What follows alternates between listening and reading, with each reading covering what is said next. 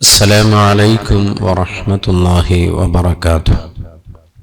بسم الله الرحمن الرحيم. الحمد لله رب العالمين، والصلاة والسلام على رسول الله صلى الله عليه وسلم وعلى آله وصحبه ومن تبعهم بإحسان إلى يوم الدين. أما بعد، أعوذ بالله من الشيطان الرجيم. بسم الله الرحمن الرحيم. إنا نحن نزلنا الذكر وإنا له لحافظون. صدق الله العظيم. ഏറെ ആദരണീയരായ പ്രിയപ്പെട്ട പ്രേക്ഷകരെ, അല്ലാഹു റബ്ബുൽ ഇസ്സത്ത് നമ്മുടെ ഈ സംഗമം അവന് പൊരുത്തപ്പെടുന്ന ഒരു സ്വാലിഹായ അമലായി നമ്മിൽ നിന്നും ഖബൂൽ ചെയ്യട്ടെ. നമ്മുടെ മാതാപിതാക്കൾ, നമ്മുടെ ഉസ്താദുമാർ നമ്മെ ഈ നിലയിലെത്തിക്കാൻ കഠിനത്യാഗം ചെയ്ത ഒരുപാട് ആളുകൾ, അല്ലാഹു തആല അവർക്കൊക്കെ ഖൈർ പകരം നൽകി അനുഗ്രഹിക്കട്ടെ. അവരിൽ പല ആളുകളും മണ്ണിനടിയിലാണ്. അല്ലാഹു തആല അവരുടെ ബർസഖിയ ജീവിതം റാഹത്തിലും സന്തോഷത്തിലുമാക്കി കൊടുക്കട്ടെ. ജീവിച്ചിരിക്കുന്ന ആളുകൾക്ക് അല്ലാഹു ആഫിയത്തുള്ള ദീർഘായുസ്സ് നൽകി അനുഗ്രഹിക്കട്ടെ. നമ്മുടെ വലിയ പ്രതീക്ഷകളാകുന്ന നമ്മുടെ മക്കൾ ഇന്ന് ദുനിയാവിലും നാളെ ആഖിറത്തിലും നമ്മുടെ കൂടെ നിൽക്കുന്ന നമ്മുടേതായ മക്കളിൽ അല്ലാഹു ഉൾപ്പെടുത്തട്ടെ. ഒരുപാട് ആളുകൾ കഴിഞ്ഞ ക്ലാസ്സുകളിലൊക്കെ പ്രത്യേകം ദുആ ചെയ്യാൻ വേണ്ടി ആവശ്യപ്പെട്ടിട്ടുണ്ട്. വിശുദ്ധ ഖുർആനിന്റെ ഹക്ക് കൊണ്ട് അവരുടെ എല്ലാ നല്ല ഉദ്ദേശങ്ങളും അല്ലാഹു തആല എളുപ്പത്തിൽ പൂർത്തീകരിച്ചു കൊടുക്കട്ടെ. രോഗങ്ങളെ കൊണ്ടും മറ്റും പ്രയാസപ്പെടുന്ന ആളുകൾക്ക് അല്ലാഹു ആജിലായ കാമിലായ ശിഫാ നൽകി അനുഗ്രഹിക്കട്ടെ. അവരെയും നമ്മയും അല്ലാഹു അവന്റെ ജന്നാത്തുൽ ഫിർദൗസിൽ അംബിയാക്കൾ, ഔലിയാക്കൾ, ശുഹദാക്കൾ, സ്വാലിഹീങ്ങളോടൊപ്പം ഒരുമിച്ച് കൂട്ടട്ടെ. ആമീൻ ബിറഹ്മതിക യാ അർഹമർ റഹീമീൻ. സഹോദരങ്ങളെ, കഴിഞ്ഞ ക്ലാസ്സിൽ മദ്ദുകളെ കുറിച്ചാണ് നാം ചർച്ച ചെയ്യുന്നത്. മദ് എന്നാൽ നീട്ടൽ എന്നാണ് അർത്ഥം. മദ്ദക്ഷരത്തെ ഉച്ചാരണത്തിൽ കൊണ്ടുവരാൻ ആവശ്യമായ നീട്ടലിന് മദ് അസ്ലി എന്നും, വല്ല കാരണത്താലും അതിനേക്കാൾ കൂടുതൽ നീട്ടേണ്ടി വരുന്ന മദ്ദിന് മദ് ഫറഈ എന്നും പറയുന്നു. ഫറഈയായ മദ് 5 വിഭാഗമാണ്. അതിലൊന്ന് മുത്തസിൽ, മറ്റൊന്ന് മുൻഫസിൽ. ഈ 2 മദ്ദുകളും മദ്ദക്ഷരത്തിന് ശേഷം ഹംസ കാരണമായി ഉണ്ടാകുന്ന മദ്ദാണ്. പിന്നീട് നാം പറഞ്ഞത് സുക്കൂൻ കാരണമായി വരുന്ന മദ്ദുകൾ. അവയിൽ ഒന്നാമത്തേതാണ് മദ്ദുൽ ലാസിം. ലാസിമായ മദ് എന്താണെന്നും അതെത്ര ഇനങ്ങളുണ്ടെന്നും ഉദാഹരണ സഹിതം നാം വിവരിച്ചിട്ടുണ്ട്.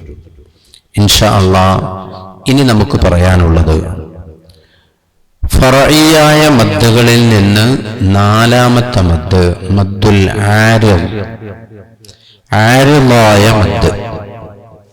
ആ പേര് തന്നെ എന്താണ് അതിന് കാരണമെന്ന് സൂചിപ്പിക്കുന്നുണ്ട്. ആരിദ് എന്ന് പറഞ്ഞാൽ പുതുതായത് എന്നാണ് അർത്ഥം. മദ്ദക്ഷരത്തിന്റെ ശേഷമുള്ള ഹർഫിന്മേൽ വഖഫ് കാരണം സുക്കൂൻ പുതുതായി വരിക എന്നതാണ് മദ് ആരിദാവാനുള്ള കാരണം. മദ്ദു ലാസിമും മദ് ആരിദും രണ്ടും സുക്കൂനാണ് കാരണം. പക്ഷെ ഒരു വ്യത്യാസം എന്താണ്? മദ്ദു ലാസിമാണെങ്കിൽ മദ്ദക്ഷരത്തിന്റെ ശേഷം വരുന്ന സുക്കൂൻ സ്ഥിരമായ സുക്കൂനായിരിക്കും. ലാസിമായ സുക്കൂൻ എന്നാണ് അതിന് പറയുക. അഥവാ വഖഫിന്റെ അവസരത്തിലും ചേർത്തി ഓതുന്ന സമയത്തിലും പോകാത്ത സ്ഥിരമാകുന്ന സുക്കൂനിനാണ് സുക്കൂൻ ലാസിം എന്ന് പറയുക. അങ്ങനെ ലാസിമായ സുക്കൂൻ മദ്ദക്ഷരത്തിന്റെ ശേഷം വന്നാലാണ് മദ്ദു ലാസിമാകുന്നത്. എന്നാൽ ആരിദാവുന്നതോ മദ്ദക്ഷരത്തിന്റെ ശേഷമുള്ള ഹർഫിന്മേൽ വഖഫിനാൽ സുക്കൂൻ വരിക. നിലവിൽ അവിടെ സുക്കൂനില്ല. ഉദാഹരണം, അൽഹംദുലില്ലാഹി റബ്ബിൽ ആലമീൻ. ആലമീന നൂൻ മഫ്തൂഹാണ് അവിടെ, അഥവാ ഫത്ഹാക്കപ്പെട്ട നൂനാണ് അവിടെയുള്ളത്. പരിശുദ്ധ ഖുർആൻ തുറന്നു നോക്കിയാൽ നമുക്ക് കാണാം റബ്ബിൽ ആലമീന എന്ന നൂനിന് ഫത്ഹാണുള്ളത്. പക്ഷെ അവിടെ വഖഫ് ചെയ്യുന്ന സമയത്ത് എല്ലാ വഖഫും സുക്കൂന്റെ മേൽ മാത്രമേ ചെയ്യാൻ പാടുള്ളൂ. നാം എവിടെ വഖഫ് ചെയ്യുകയാണെങ്കിലും ശ്വാസം മുട്ടി ഇടയിൽ നിർത്തേണ്ടി വന്നാലും ആ നിർത്തലും സുക്കൂനിന്റെ മേലാവണം. ഹർക്കത്തിന്റെ മേൽ ഒരിക്കലും നമ്മൾ വഖഫ് ചെയ്യാൻ പാടില്ല. അപ്പൊ വഖഫിന് വേണ്ടി മാത്രം വരുന്ന സുക്കൂനാണ്. ചേർത്തി ഓതുകയാണെങ്കിൽ ആ സുക്കൂൻ അവിടെ ഉണ്ടാവില്ല. അങ്ങനെ വരുന്ന സുക്കൂനിനാണ് ആരിളായ സുക്കൂൻ എന്ന് നാം പറയുന്നത്.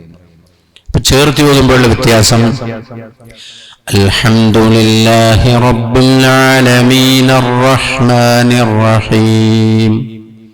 ആലമീൻ അർറഹ്മാൻ കണ്ടോ, നൂനിന്റെ ഫത്ഹ് തന്നെ തിരിച്ചു വന്നു. അതേസമയം ആലമീൻ എന്നിടത്ത് വഖഫ് ചെയ്യുമ്പോൾ അൽഹംദുലില്ലാഹി റബ്ബിൽ ആലമീൻ, നൂനിന് സുക്കൂനാണ്. ഈ സുക്കൂനിനാണ് വഖഫിൽ മാത്രം വരികയും ചേർത്തി ഓതുമ്പോൾ പോകുകയും ചെയ്യുന്ന സുക്കൂനിനാണ് ആരിളായ സുക്കൂൻ എന്ന് പറയാം. മദ്ദക്ഷരത്തിന്റെ ശേഷമുള്ള ഹർഫിന്മേൽ ഇവിടെ ആലമീൻ എന്ന് പറയുന്നിടത്ത് ഏതാണ് മദ്ദിന്റെ അക്ഷരം? നമുക്കറിയാം, കസ്റത്തിന് ശേഷം സാക്കിനായ യാ വന്നാൽ, സുക്കൂനുള്ള യാ വന്നാൽ ആ യാ മദ്ദിന്റെ അക്ഷരമാണ്. ആലമീൻ, മീമിന്റെ കസ്ർ. ആ കസ്റിന് ശേഷം വന്ന അക്ഷരം ഏതാ? ആലമീൻ എന്ന് പറയുമ്പോൾ മീമിന് ശേഷം ആ കസ്റിന് ശേഷം വന്നത് യാ ആണ്. കസ്റത്തിന് ശേഷം യാ സാക്കിനായി വന്നാൽ ആ യാ മദ്ദിന്റെ അക്ഷരം. അതിന് ശേഷം വന്ന അക്ഷരം ഏതാണ്? അൽഹംദുലില്ലാഹി റബ്ബിൽ ആലമീൻ. ശരിക്കും ശ്രദ്ധിക്കണം, മദ്ദക്ഷരം ശേഷമുള്ള അക്ഷരം. ശേഷമുള്ള അക്ഷരം ഏതാ? നൂനാണ്. നൂൻ, ആലമീന എന്നുള്ള നൂൻ. പക്ഷെ അവിടെ വഖഫ് ചെയ്യുമ്പോൾ മദ്ദക്ഷരത്തിന്റെ ശേഷമുള്ള നൂനിന്മേൽ വഖഫ് കാരണമായി സുക്കൂൻ വരുന്നുണ്ട്. എഴുത്തിൽ സുക്കൂൻ കാണില്ല, ഉച്ചാരണത്തിൽ സുക്കൂൻ വരുന്നു. എന്തുകൊണ്ട് അവിടെ സുക്കൂൻ വന്നത്? അവിടെ വഖഫ് ചെയ്യുന്ന കാരണത്താൽ. ആലമീൻ, ഈ മദ്ദിനാണ് നമ്മൾ ആരിളായ മദ് എന്ന് പറയുന്നത്. മദ് ആരിൽ എന്നാൽ മദ്ദക്ഷരത്തിന്റെ ശേഷമുള്ള ഹർഫിന്മേൽ വഖഫ് കാരണമായി സുക്കൂൻ പുതുതായി വന്നാൽ, ഇല്ലാത്ത സുക്കൂൻ വഖഫ് കാരണം പുതുതായി വന്നാൽ ആ മദ്ദിന് മദ് ആരിൽ എന്ന് പറയുന്നു. മിക്കവാറും ആയത്തുകളുടെ അവസാനത്തിലൊക്കെ വരുന്ന മദ് ഇതിലാണ് ഉൾപ്പെടുക. മുഴുവനുമല്ല. ഫാത്തിഹ നമ്മളിങ്ങനെ ഓതി നോക്കിയാൽ ബിസ്മില്ലാഹിർ റഹ്മാനിർ റഹീം, ആരിളായ മദ്ദാണ്.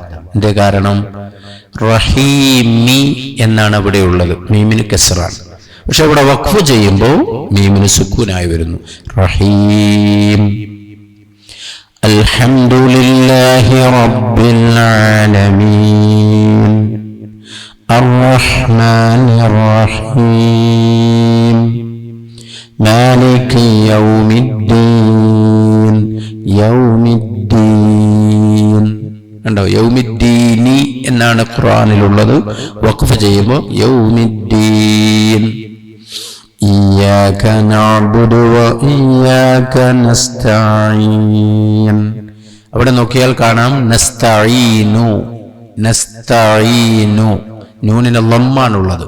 പക്ഷെ വഖഫ് ചെയ്യുമ്പോൾ നസ്തഈൻ, നൂനിന് സുക്കൂനായി. ഇഹ്ദിനസ് സിറാത്തൽ മുസ്തഖീം. ഇവിടെയൊക്കെ വന്ന മദ് അവസാനത്തിൽ ആ വഖഫിന്റെ സമയത്ത് സുക്കൂൻ പുതുതായി വരുന്ന കാരണത്താൽ ഈ മദ്ദിന് മദ് ആരിൽ എന്നാണ് പറയുക. മനസ്സിലായിട്ടുണ്ടാവുമല്ലോ. മദ് ആരിൽ എന്നാൽ മദ്ദക്ഷരത്തിന്റെ ശേഷമുള്ള ഹർഫിന്മേൽ വഖഫ് കാരണം സുക്കൂൻ പുതുതായി വരിക, ആരിലാവുക. ആരിൽ എന്നാണ് പുതുതായി വരിക. അപ്പൊ സുക്കൂൻ ആരിലാവുന്നത് കൊണ്ടാണ് ഈ മദ്ദിന് മദ് ആരിൽ എന്ന് പറയാനുള്ള കാരണം.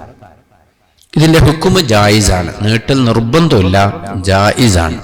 പക്ഷേ നാം ഇങ്ങനെ ഓതിക്കൊണ്ടിരിക്കുമ്പോൾ ഒരു മദ്, ആരിലായ മദ് കണ്ടപ്പോൾ അവിടെ നമ്മൾ നീട്ടി. എന്നാൽ അടുത്ത ആരിലായ മദ്ദിനെയും നീട്ടണം.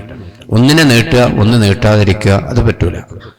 മദ്ദിനെ ഇവിടെ നീട്ടുന്നതിന്റെ ഹുക്കുമ് ജായിസേ ഉള്ളൂ, വാജിബില്ല. പക്ഷേ ഒരു സ്ഥലത്ത് നീട്ടിയാൽ അടുത്ത സ്ഥലത്തും നീട്ടണം.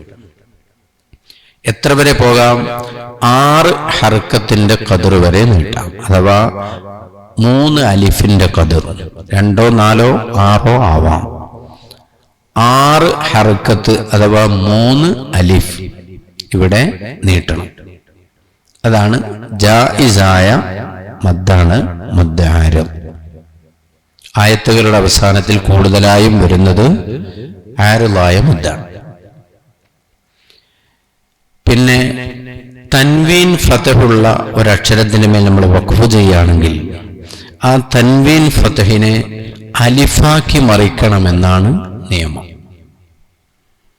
ഉദാഹരണം, ഇന്നല്ലാഹ കാന സമീഅൻ ബസീറ, സമീഅൻ ബസീറൻ, അവിടെയൊക്കെ തൻവീൻ ഫതഹാണുള്ളത്. വഖഫ് ചെയ്യുന്ന സമയത്ത് സമീഅൻ ബസീറ, ബസീറ ഉണ്ടോ? തൻവീൻ ഫതഹിനെ അലിഫാക്കി മറിച്ചു. അതേപോലെ ഹനീഅൻ മരീഅ, ഇവിടെയൊക്കെ തൻവീൻ ഫതഹിന്റെ മേൽ വഖഫ് ചെയ്യുമ്പോൾ അതിനെയൊക്കെ അലിഫാക്കി മറിക്കണം. എന്നാൽ ഹാവ് തനീസ് ഉണ്ട്. ഹാവ് തനീസ് എന്ന് പറഞ്ഞാൽ എഴുത്തിൽ താ ആയിട്ട് ചേർത്തി ഓതുന്ന സമയത്ത് താ ആയിട്ടും വഖഫ് ചെയ്യുമ്പോൾ ഹാ ആയിട്ടും ഉച്ചരിക്കുന്ന ഹാ തനീസ്. ഹയാ, സ്വലാഹ് എന്നൊക്കെ പറയുന്നതിലുള്ള ഹയാത്ത്, സ്വലാത്ത് എന്നാണ്. വഖഫ് ചെയ്യുമ്പോൾ സ്വലാഹ്, ഹയാ അങ്ങനെ പറയാം. ആ തായിലാണെങ്കിൽ തൻവീൻ ഫതഹിന്റെ മേൽ വഖഫ് ചെയ്യുമ്പോൾ അവിടെ ഹാ, സുക്കൂനുള്ള ഹായിന്റെ മേൽ തന്നെയാണ് വഖഫ് ചെയ്യേണ്ടത്. തുഖാതൻ എന്നിടത്ത് വഖഫ് ചെയ്യുമ്പോൾ തുഖാ, തസ്ലാ നാറൻ ഹാമിയ. ഇതുപോലെയുള്ള ഹാവ് തനീസിൽ തൻവീൻ ഫതഹ് വന്നാലും വഖഫിന്റെ അവസരത്തിൽ അലിഫാക്കി മറിക്കാതെ സുക്കൂനുള്ള ഹായിന്റെ മേൽ തന്നെ വഖഫ് ചെയ്യണം. ഇനി ഫറഈയായ മദ്ദുകളിൽ ഏറ്റവും അവസാനം പറയാനുള്ളത് മദ്ദുല്ലീൻ. മദ്ദുല്ലീൻ, മദ്ദുല്ലീൻ പറയുമ്പോൾ ലീനക്ഷരം ഏതാണെന്ന് നമ്മൾ ആദ്യം മനസ്സിലാക്കണം. ഏതാണ് ലീനക്ഷരം? ഫതഹത്തിന്റെ ശേഷം സാക്കിനായി വരുന്ന വാവും യാവുമാണ് ലീനിന്റെ അക്ഷരം. വാവ് സാക്കിനാവണം, അഥവാ സുക്കൂനുള്ളതാവണം. യാ സുക്കൂനുള്ളതാവണം. എന്നാൽ എല്ലാ സുക്കൂനുള്ള വാവും എല്ലാ സുക്കൂനുള്ള യാവും ലീനക്ഷരമല്ല. വാവിനും യാഇനും സുക്കൂൻ വന്നാൽ ആ അക്ഷരം ലീനക്ഷരമാകണമെങ്കിൽ അതിന്റെ തൊട്ടു മുന്നിലുള്ള അക്ഷരത്തിന് ഫതഹ് വരണം. ഫതഹത്തിന്റെ ശേഷം വാവോ യാഓ സാക്കിനായി വന്നെങ്കിൽ മാത്രമേ ആ അക്ഷരങ്ങൾക്ക് ലീനക്ഷരം എന്ന് പറയുകയുള്ളൂ. അപ്പൊ വാവും യാവും തന്നെയാണ് ലീനക്ഷരം, പക്ഷേ ഫതഹത്തിന്റെ ശേഷമാവണം, സാക്കിനാവണം. ഉദാഹരണം, ഖൗഫ്. സൂറത്തുൽ ലൈൽ, സൂറത്തു ഖുറൈശ് പരിശോധിച്ചാൽ, സൂറത്തു ഖുറൈശ് പരിശോധിച്ചാൽ നമുക്കത് കാണാൻ കഴിയും.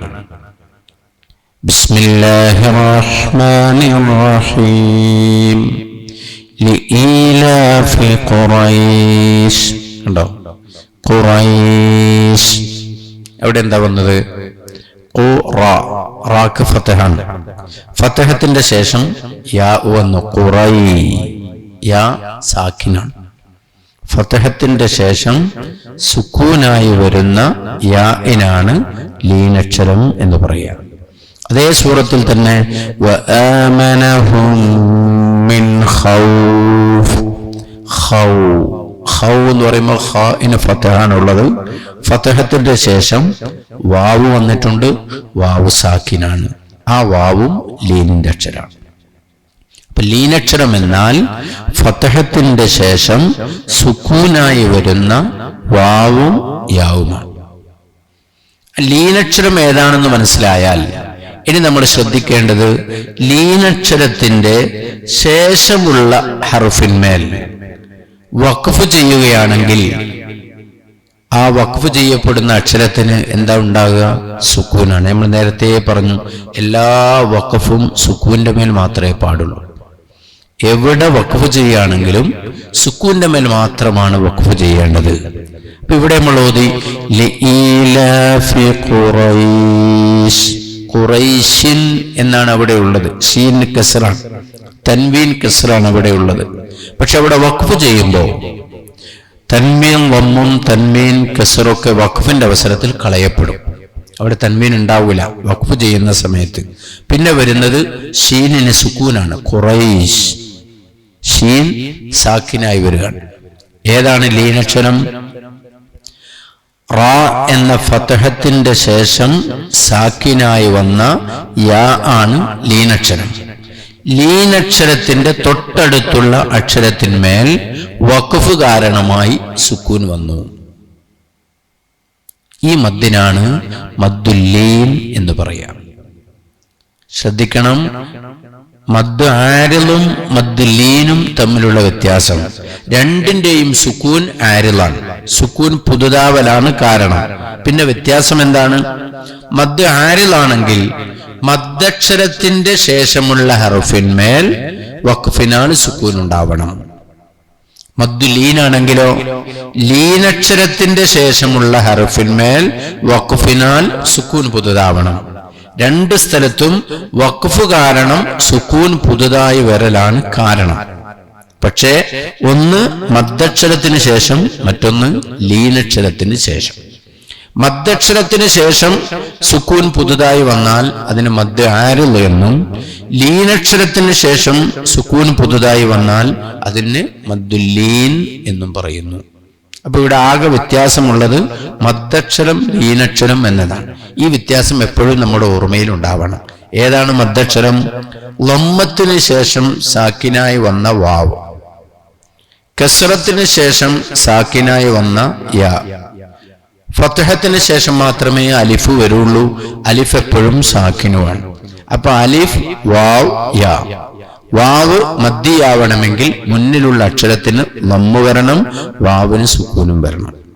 യാ മദ്ദിയാകണമെങ്കിൽ മുന്നിലുള്ള അക്ഷരത്തിന് കസ്റ് വരണം, യാ സാക്കിനുമാവണം. അപ്പോഴാണ് മദ്ദിയായ യാ അല്ലെങ്കിൽ മദ്ദിയായ വാവ് എന്ന് പറയാം. അലിഫിനെ കുറിച്ച് ആ ചർച്ചയില്ല. കാരണം അലിഫ് എപ്പോഴും ഫത്ഹിന് ശേഷം മാത്രമാണ് വരിക. അലിഫ് എപ്പോഴും സാക്കിനുമാണ്, സുക്കൂനുമാണ്. അതുകൊണ്ട് തന്നെ അലിഫിനെ കുറിച്ച് അങ്ങനെ ഒരു നിബന്ധന പറയേണ്ടതില്ല. വാവും യാവും ആകുമ്പോ മുന്നിൽ ലമ്മുണ്ടോ, വാവ് സാക്കിനാണോ എങ്കിൽ മാത്രമേ വാവ് മദ്ദിയാവുള്ളൂ. യായിനെ കുറിച്ച് പറയുമ്പോ യാ സാക്കിനാണോ, യാഇന്റെ മുന്നിലുള്ളത് കസ്റാണോ എന്ന് നോക്കി ആണെങ്കിൽ മാത്രമേ അത് മദ്ദക്ഷരാവുള്ളൂ. ലീനക്ഷരമാകാൻ എന്ത് വേണം?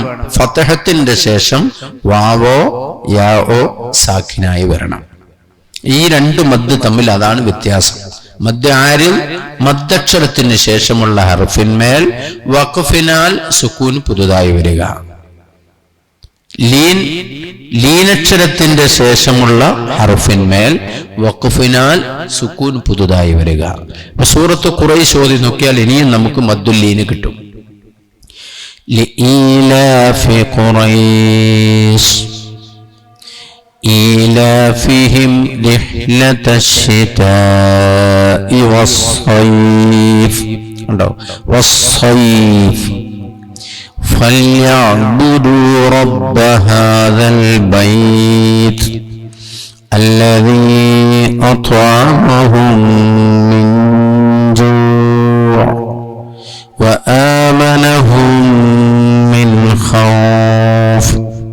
من جوع അതേതാ മദ്? മിൻ ജൂ എന്നിടത്തുള്ള മദ് ആരിലാണ്. കാരണം നിങ്ങൾക്കറിയാം ജു എന്ന ലമ്മത്തിന് ശേഷം വാവ് സാക്കിനായി വന്നു. അത് മദ്ദിയായ വാവാണ്.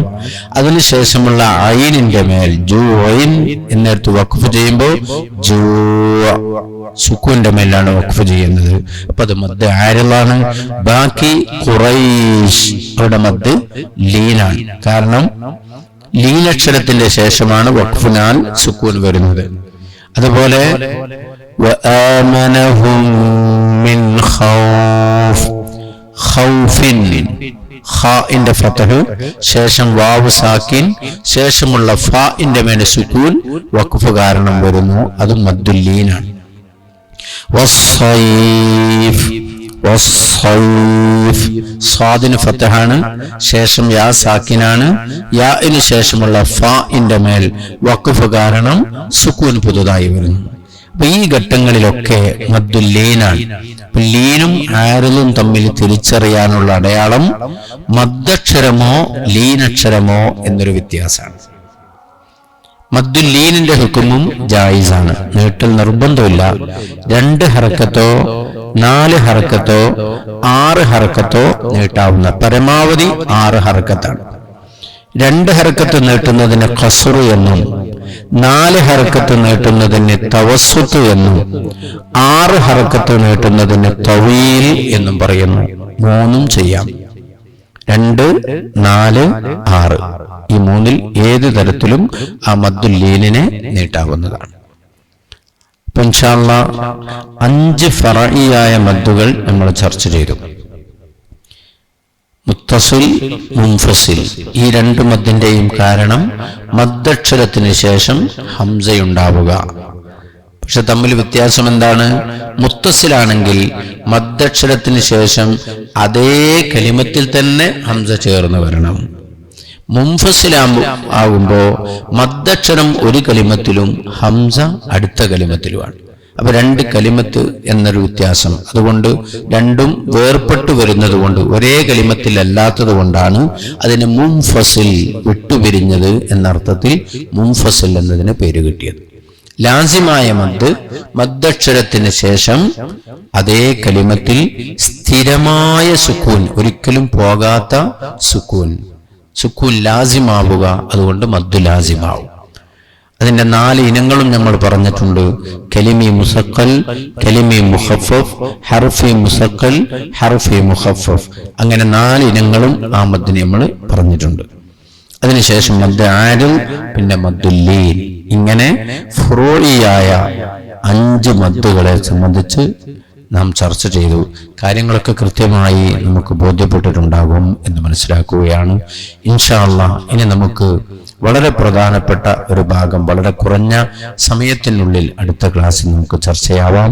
അല്ലാഹു റബ്ബുൽ ഇസ്സത്ത് നമ്മിൽ നിന്ന് ഖബൂൽ ചെയ്യട്ടെ. വിശുദ്ധമായ ഖുർആൻ തെറ്റില്ലാതെ കഴിവിന്റെ പരമാവധി യഥാർത്ഥ രീതിയിലും ശൈലിയിലും പാരായണം ചെയ്യാൻ അല്ലാഹു നമ്മെ സഹായിക്കട്ടെ.